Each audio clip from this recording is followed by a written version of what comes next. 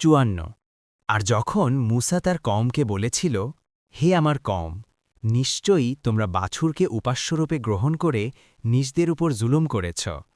সুতরাং তোমরা তোমাদের সৃষ্টিকর্তার কাছে তওবা করো, অতপর তোমরা নিজদেরকে হত্যা করো। এটি তোমাদের জন্য তোমাদের সৃষ্টিকর্তার নিকট উত্তম। অতপর আল্লাহ তোমাদের তাওবা কবুল করলেন। নিশ্চয়ই তিনি তাওবা কবুলকারী, পরম দয়ালু। ৫৫ আর যখন তোমরা বললে, হে মূসা, আমরা তোমার প্রতি ঈমান আনব না যতক্ষণ না আমরা প্রকাশ্যে আল্লাহকে দেখি, ফলে বজ্র তোমাদেরকে পাকড়াও করল, আর তোমরা তা দেখছিলে। ৫৬ অতপর আমি তোমাদের মৃত্যুর পর তোমাদেরকে পুনঃজীবন দান করলাম, যাতে তোমরা শুকর আদায় করো। ৫৭ আর আমি তোমাদের উপর মেঘের ছায়া দিলাম, এবং তোমাদের প্রতি নাজিল করলাম মান্না ও সালোয়া। তোমরা সে পবিত্র বস্তু থেকে আহার করো যা আমি তোমাদেরকে রিজিক দিয়েছি।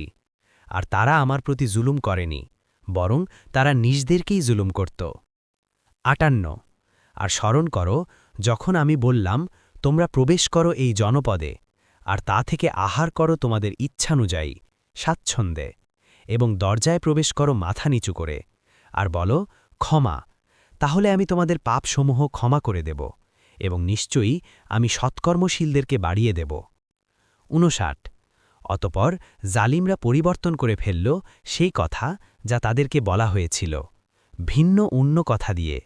ফলে আমি তাদের উপর আসমান থেকে আযাব নাজিল করলাম, কারণ তারা পাপাচার করত।